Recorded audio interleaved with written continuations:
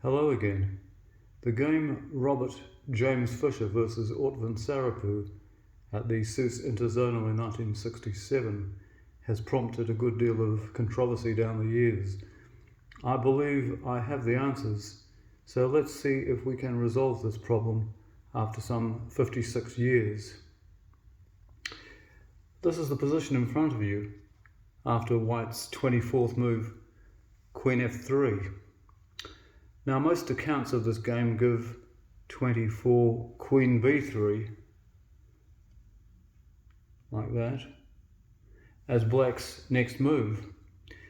Sarapu maintained, on the other hand, that not Queen B3 was played, but instead Rook B5.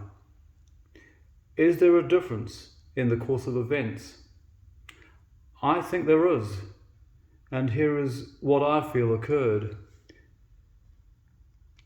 Firstly, let's have a look at 24 Queen B3. And there followed Queen G4 check,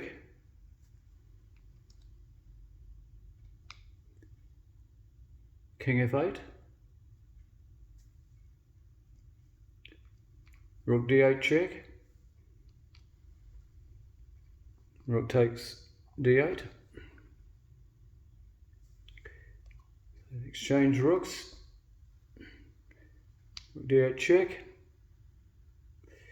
Black's forced move, King E7, Queen G8, and here of course Fischer is threatening checkmate by moving his queen to either one of these squares. So Sarapu gives himself a flight square by F5. King F6 now is possible. And Bobby Fischer played Rook E8 check, and Sarapu resigned. Now, I looked at this game years ago and I couldn't understand for the life of me why Sarapu would resign this position. Can you? Because Black's king has an escape route through the D file. It can go here or it can go here. Of course, it doesn't want to come here because of that Queen G5 mate. So avoid the F line and go to the D line, and let's see what we can make of this.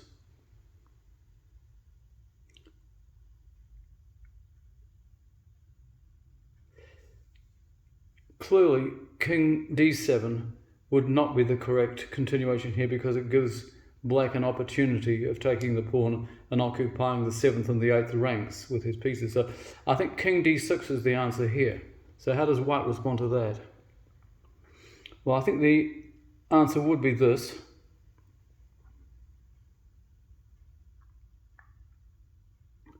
And then what? King D5? Yep. Rook D8 check. And then King E4. And it looks to me as though Black is getting away. But although it cannot be denied that White would probably win material, he may end up losing after eventually Black finds his way to F3 and then plays a Rook B5. And it's looking very dangerous here, whereas Black's king is in comparative safety. I think anyone would have to agree with that. So just have a look at that for a moment.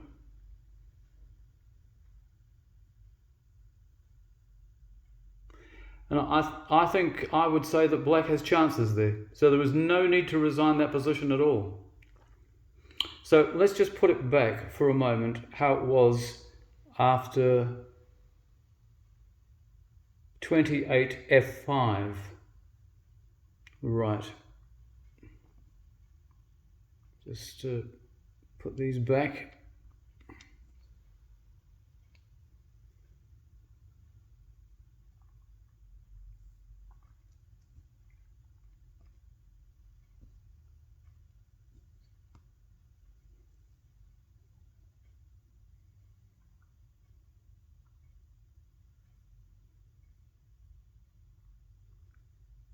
Right, that is the position after 28 f5. So what we're going to look at, instead of rook e8, this is the move that was purportedly played. Just making sure that I have that position correct. Yes, okay. So instead of rook e8, try, as suggested by some, and some are even suggesting that in fact Bobby Fischer did play this move. I don't think he did, but we'll come back to that in a moment. Queen g5 check.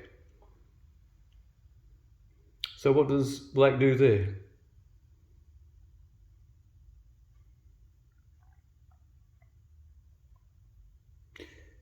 Now, contrary to one commentator on this that I've noticed, this does not lead to mate in 2. Further moves by black's forced move of f6, he has nothing else. And then queen to g8, threatening mate no matter what black does on either e8 or f8. Well, I'm disputing this because white can play queen d1 check, black can play queen d1 check, and either rook takes d1 or king takes d1, and then we have rook here, and there was no question of any mate down there in 3 moves. In other words, by queen g5 check, f6, queen g8, 2 moves, and then either on the 3rd move, queen e8 or queen f8. Admittedly, black is giving away his queen, but I'm just disputing that there was a mate in 3. In fact, it would take much longer to checkmate in this position. Just take a look at it. Take that off. And rook check. Now, this rook is going to be exchanged no matter what white wants. And there was no mate in 3. So that is definitely not the case. So we've looked at rook e8 check. We've looked at queen g5. Let's have a little look at something else. So that's the position after 28 f5. We checked rook e8, check out, and we've checked queen g5 out. Now, what about queen f8? Check. Now, the same commentator who said that it's a mate in 3 after queen g5 check reckons that there's a mate in 4 with this. Is he right? Well, let's have a look.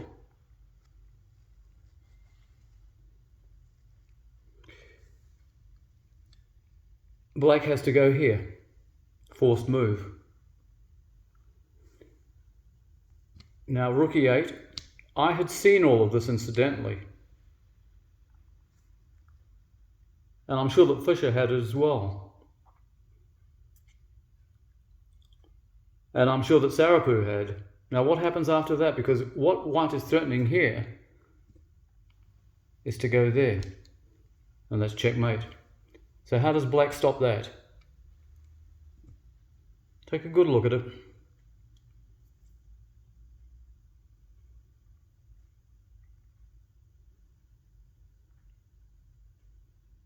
Well, really, he has no option but to play his king to g6. Well, I say he has no option.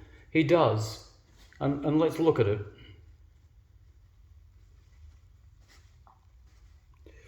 Black can give a spite check, again, with queen d1. Okay, so we take the queen off. He could give another spite check here.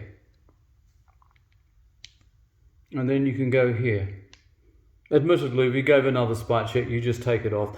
Then the king would have no option but to go to g6. So what happens now? Well, white plays here.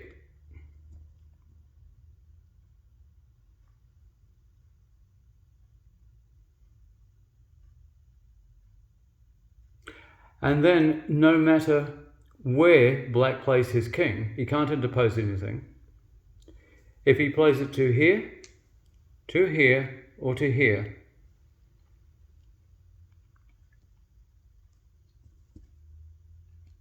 it is checkmate. Ostensibly, if he'd gone here, it would be the same result, or if he'd gone here, it would be the same result. So what this leads me to believe is that if 24 Queen B3 were played, Fischer's 29 Rook E8 check is wrong. So I don't believe that Fischer would get that wrong. So let's have a look at Sarapu's contention of 24 Rook B5. Let's put this back in the original position for a moment.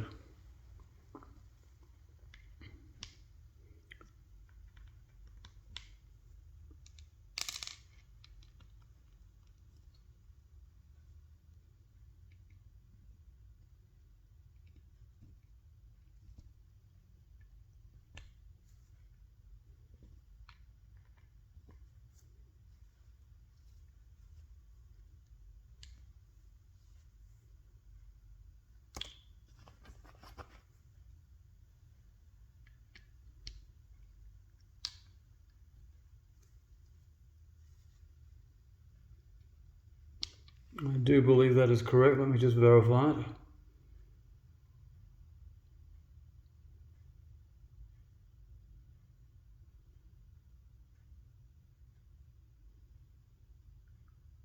Yep, that looks okay.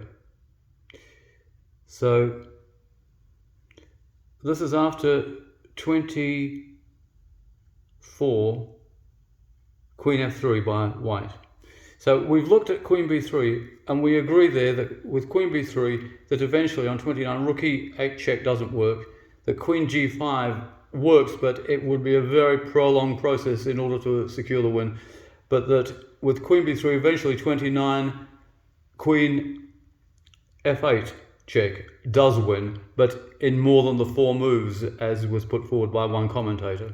So what after this would we play? Right, well, we follow the same moves, exactly the same format.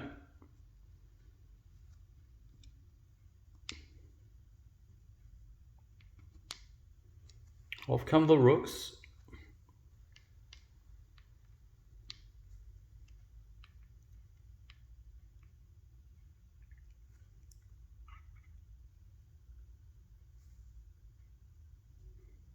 Queen G8.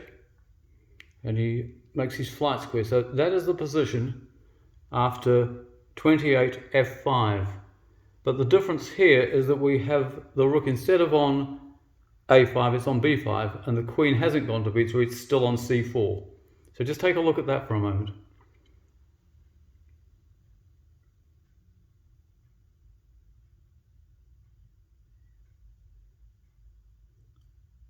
Okay, everything is fine there. Now then,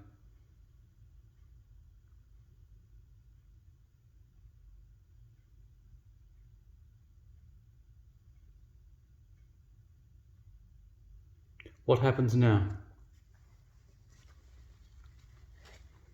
Let's have a good look at that.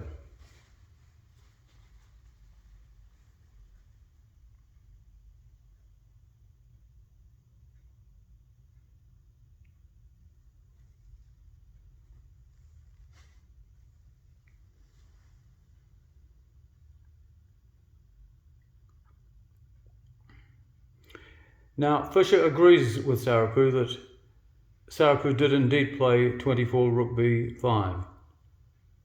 And I'll come to my explanation as to how the confusion arose and that Queen B3 has been for many years regarded as the 24th move for black and not Rook B5. I believe Rook B5 there on the 24th move and all the other moves are absolutely correct.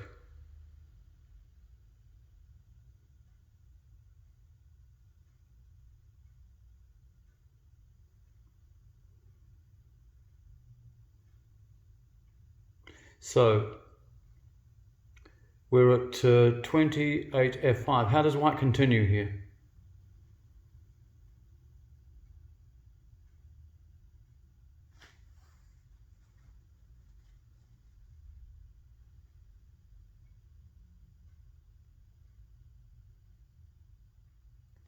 Well, let's have a look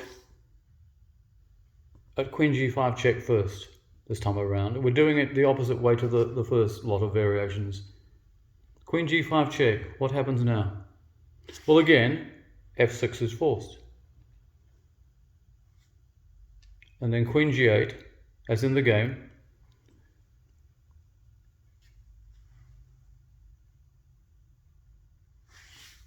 This pawn is here, yeah. Let's get that right. Yeah. So there's a flight square there, okay.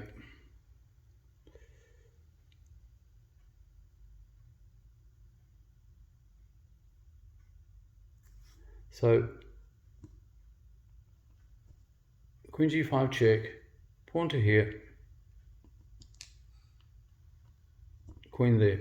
Threatening mate on either E8 or F8. So what's wrong with that? Well, what's wrong with it, in my opinion, is that with the Queen being here instead of here, White is now met with Queen F1 check.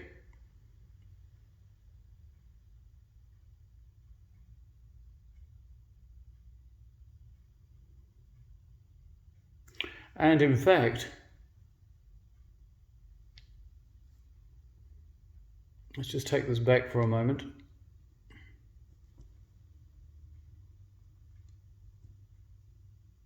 We did play here, here.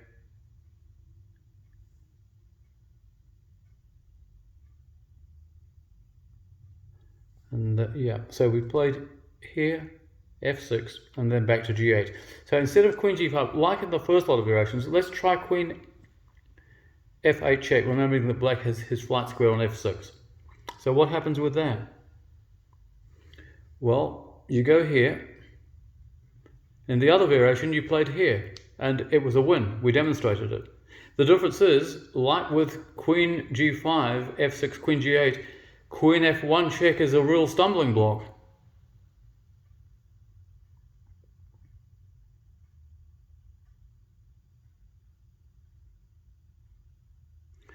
Because White is threatened with all sorts of problems if he moves something like to here. The rook can come down and take the pawn. He's ending up possibly being checkmated. Equally, if he moves here, something like this, and White is in dreadful trouble. So I don't believe for a moment that either Queen G5 or Queen F8 check in both cases would work. So let's just take it back to the position that we had after 28 F5. So we tried Queen there, F6 back, and we tried Queen F8, King F6 and all of that. So this is after Rook B5 and not Queen B3. So let's have a look at Fischer's move of Rook E8 check. What happens then?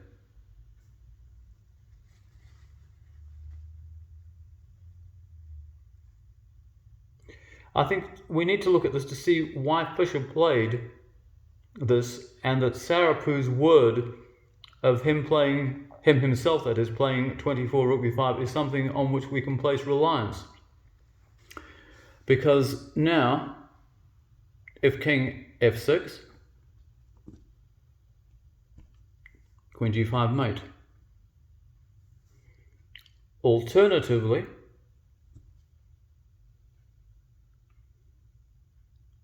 you can play here, but then we have this. And where does Black go? Once he moves, if he moves here, Fischer comes here and wins Sarapu's queen. If he comes here,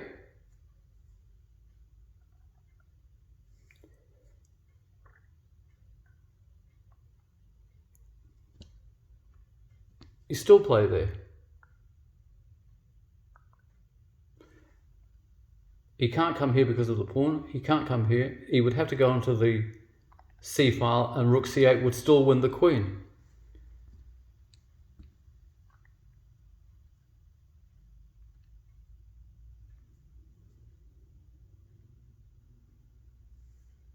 So let's just put that back for a moment.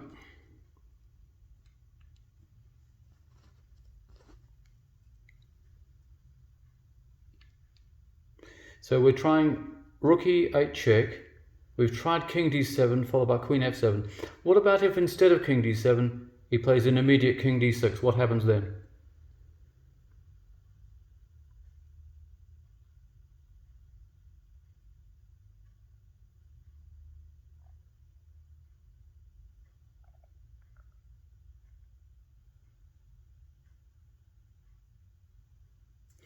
Well, the problem of going here, of course, is that black can come here. But he would still win it, the queen that is. So is there anything else after rook there?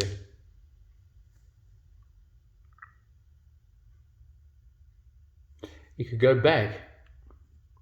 What does white do then?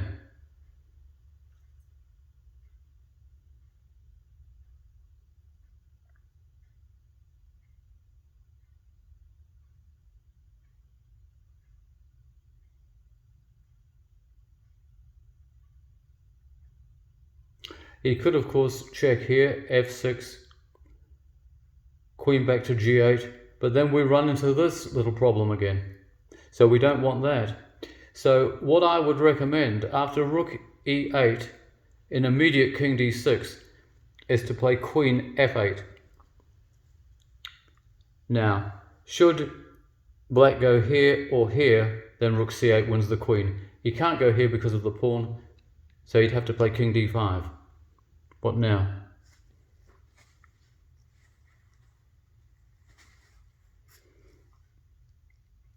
Well, you'd play rook d8 check. Again, if he goes to the c file with his king, rook c8 wins the queen.